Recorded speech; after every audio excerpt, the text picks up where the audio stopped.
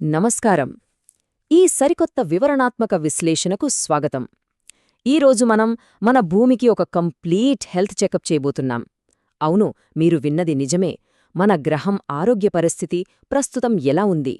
ప్రపంచవ్యాప్తంగా ఉన్న ఈ తీవ్రమైన పర్యావరణ సంక్షోభానికి మన భారతదేశంలోని పల్లెటూళ్లల్లో అమలవుతున్న ఒక కట్టింగ్ ఎడ్జ్ టెక్నాలజీ ఎలా అద్భుతమైన పరిష్కారం చూపుతోంది లాంటి ఆసక్తికరమైన విషయాలను ఈరోజు డీకోడ్ చేద్దాం.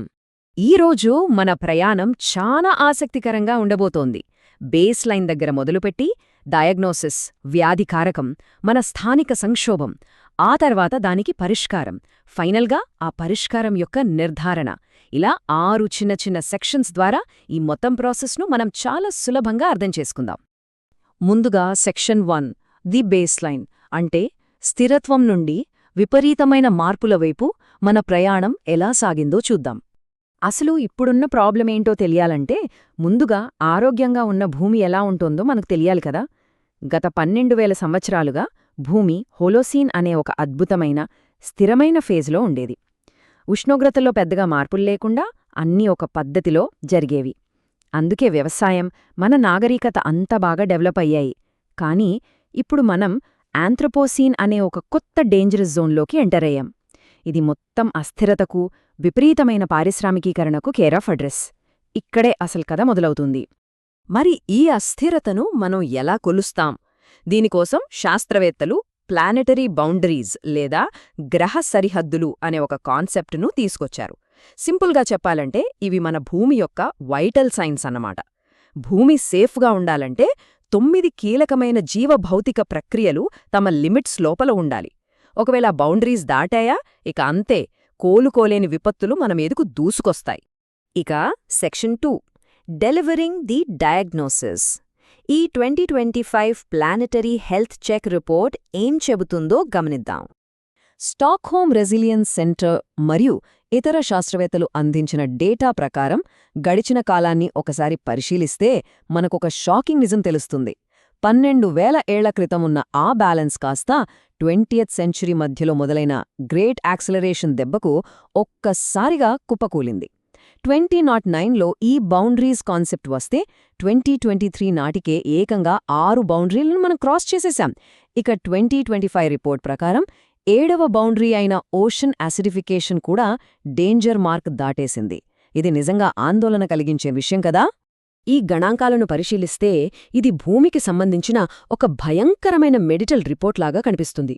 ప్రాణాలను నిలబెట్టే 9 సిస్టమ్స్లో ఏకంగా 7 డేంజర్ జోన్లోకి వెళ్ళిపోయాయి. Climate change, biosphere, land systems, మంచినీరు అన్నీ దెబ్బతిన్నాయి.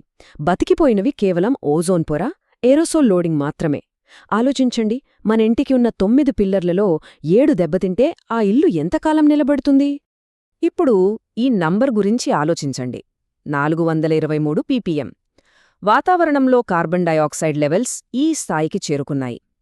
మన శిలాజ ఇంధనాల వాడకం, అడవుల నరికివేత వల్ల వచ్చిన భారీ జంప్ ఇది. ఇది ఎంత ప్రమాదకరమో ప్రత్యేకించి చెప్పకర్లేదు కదా.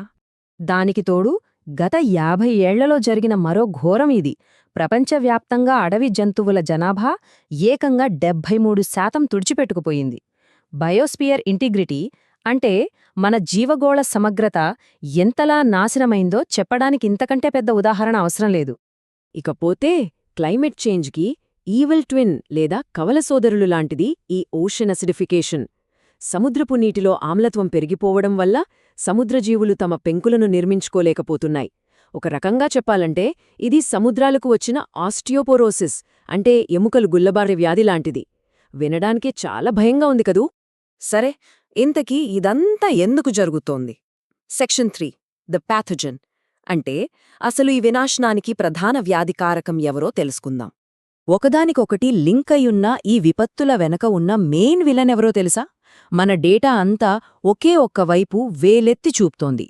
అదే ఆధునిక పారిశ్రామిక వ్యవసాయం. భూమి మీద మంచు లేని భూభాగంలో దాదాపు సగానికి పైగా వ్యవసాయానికే వాడుతున్నాం. అంటే ప్రకృతి రూపురేఖలను ఇంత దారుణంగా మార్చేస్తున్న అతి పెద్ద ఫోర్స్ ఇదే. దీనివల్లే ల్యాండ్ సిస్టమ్స్, బయోస్ఫియర్ బౌండరీలు బ్రేక్ అవుతున్నాయి. మంచినీటి బౌండరీ పరిస్థితి అయితే మరీ దారుణం. ఈ సమాచారం ఒకసారి వింటే మీకే అర్థమవుతుంది. ప్రపంచం మొత్తం మీదగా మనం వాడే మంచినీటిలో ఏకంగా 70% కేవలం వ్యవసాయానికే వెళ్తోంది. నదులు, భూగర్భ జలాలు ఇంత ఫాస్ట్గా ఎండిపోవడానికి అసలు కారణం కూడా ఇదే. ఇప్పుడు ఈ గ్లోబల్ ప్రాబ్లం మన లోకల్ ఏరియాను ఎలా ఎఫెక్ట్ చేస్తుందో సెక్షన్ 4లో చూద్దాం. The local crisis. ఈ గ్లోబల్ ఇష్యూస్ మన భారతదేశంలో ఎలా మారుతున్నాయో తెలుసా? మన వద్ద రాబోయే కాలంలో ఉష్ణోగ్రతలు 2.3 నుండి 4.8 డిగ్రీల సెల్సియస్ వరకు పెరిగే ఛాన్సుంది. అంటే తీవ్రమైన కరువులు వచ్చి వరి, గోధుమ లాంటి మన ప్రధాన పంటల దిగుబడి పూర్తిగా దెబ్బతింటుంది. అంతేకాదు, ఏకంగా 77% భారతీయ నేలల్లో నత్రజని లోపముంది. ఇక భూగర్భ జలాల సంగతి సరేసరి, మోటార్లు వేసివేసి నీటిమట్టాలు అడుగంటిపోయాయి. ఇవి కేవలం నంబర్స్ కాదు, మన ముందున్న కఠినమైన వాస్తవం. కంగారు పడకండి, ప్రతి ప్రాబ్లంకి ఒక సొల్యూషన్ ఉంటుంది కదా. Section 5 the prescription. Or soil are soul లేదా OSOS ఇనిషియేటివ్ ద్వారా ఈ బౌండరీస్ని ఎలా రిట్రీవ్ చేయాలో చూద్దాం. పారిశ్రామిక వ్యవసాయం ఈ భూమికి పట్టిన రోగమైతే రీజెనరేటివ్ అగ్రికల్చర్ అంటే పునరుత్పత్తి వ్యవసాయమనేది దానికి కరెక్ట్ మెడిసిన్. ఇక్కడే our soil are soul project ఒక అద్భుతమైన మార్పు తీసుకొస్తుంది. ఎలాగంటే జీరో టిలేజ్ అంటే నేలను ఎక్కువగా దున్నకుండా ఉండటం వల్ల అందులో ఉండే కార్బన్ గాలిలో కలవదు. పక్కుదినుసులు లాంటి కవర్ క్రాప్స్ వేయటం వల్ల గాలిలోని నత్రజని నేరుగా నేలలోకి పీల్చుకోబడుతుంది. దీనివల్ల మనకు కెమికల్స్ అవసరం ఉండదు. అలాగే సేంద్రియ ఎరువులు, ఆగ్రోఫారెస్ట్రీ వల్ల నీటి నిల్వ పెరిగి భూమి మళ్లీ ప్రాణం పూసుకుంటుంది. అద్భుతంగా ఉంది కదా. అయితే ఇదంతా కరెక్ట్గా జరుగుతోందా లేదా? Section 6 the verification. ఇక్కడే బ్లాక్ చైన్ టెక్నాలజీ ఎంట్రీ ఇస్తుంది. ఇంత పెద్ద ఎత్తున మార్పు తీసుకురావాలంటే ఒక స్ట్రాంగ్ టెక్నాలజీ కావాలి. అదే ఆల్గరిథమిక్ ట్రస్ట్. కంగారు పడకండి, ఇది పెద్ద కాంప్లెక్స్ పదమేం కాదు. Decentralised block chain, smart contracts వాడి ఒక పారదర్శకమైన, ఎవరూ మార్చలేనటువంటి డిజిటల్ రికార్డ్ను క్రియేట్ చేయడమే. అంటే ఎవరైనా నకిలీ విత్తనాలుగానీ, అనధికారిక రసాయనాలుగానీ పొలాల్లో వాడితే ఈ సిస్టమ్ వెంటనే పసిగట్టేస్తుంది. ఈ బ్లాక్ చైన్ మెకానిజం చాలా సింపుల్గా 4 స్టెప్స్లో పనిచేస్తుంది. మొదటిది సెన్సార్ల ద్వారా నేల డేటాను కలెక్ట్ చేయడం. రెండవది ఆ డేటాను డిజిటల్ లెడ్జర్తో లింక్ చేసి ఒరాకిల్ వెరిఫికేషన్ చేయడం. మూడవది స్మార్ట్ కాంట్రాక్ట్స్ ద్వారా ఆటోమేటిక్గా అగ్రీమెంట్స్ రన్ అవ్వడం. ఇక last and best step carbon market payouts. అంటే రైతులు భూమిని కాపాడినందుకు వాళ్ల బ్యాంక్ అకౌంట్లలోకి నేరుగా డబ్బులు పడతాయి. పర్యావరణాన్ని కాపాడటం అనేది ఒక డిజిటల్ అసెట్గా మారి మన సన్నకారు రైతుల చేతికి ఆర్థిక బలాన్ని ఇస్తోంది. What a real game changer అసలు. సో ఈ ప్రయాణాన్ని ముగించే ముందు ఒక ప్రశ్న మిమ్మల్ని ఆలోచింపజేయాలనుకుంటున్నాను.